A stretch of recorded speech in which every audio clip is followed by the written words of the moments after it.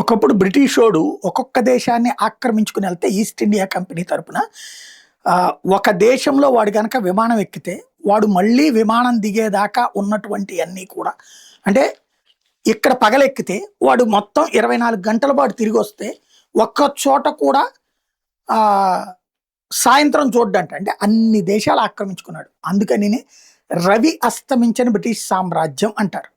ఇప్పుడు బ్రిటన్లో స్వతంత్ర పోరాటం జరుగుతుంది. ప్రపంచ దేశాలని బానిసలుగా చేసుకుని వెలగబెట్టినటువంటి వాళ్ళు ఇప్పుడు బానిసలు అయ్యారు. అక్కడికి వచ్చినటువంటి రాడికల్ ఇస్లామిస్ట్ శక్తులు వీళ్ళ వ్యక్తిగత జీవితాలు నాశనం చేస్తున్నారు, వీళ్ళ కుటుంబ వ్యవస్థను నాశనం చేస్తున్నారు.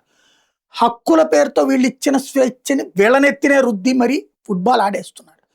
ఇప్పుడు వీ వాంట్ ఫ్రీ బ్రిటన్ అన్నటువంటి నినాదంతో పాటు అక్కడ ముస్లింలకు ఇస్తున్న బెనిఫిట్స్, చొరబడి వచ్చినటువంటి వాళ్ళకి ఉండటానికి ఇల్లు, బ్రతకడానికి ఉపాధి, నెల నెల పిల్లల ఖర్చులకి, చివరికి ఒక అతనికి 4 వైఫ్లు ఉంటే దాదాపు 11 మంది భార్యలు ఉన్నారట. పిల్లలు దాదాపుగా 30 మంది ఉన్నారట. 1,70,000 పౌండ్ల డబ్బులు ప్రభుత్వం వివిధ సంక్షేమ కార్యక్రమాలకు ఇస్తుందట. 1,70,000 పౌండ్లు ఏడాదికి. ఇవన్నీ లెక్కలు చూపెట్టి అసలు మనం ఎక్కడికి పోతున్నామని అడుగుతున్నారు. కాకపోతే మళ్ళీ వీళ్ళే ఓట్లు వేసేటప్పుడు వాళ్ళకే వేస్తున్నారు.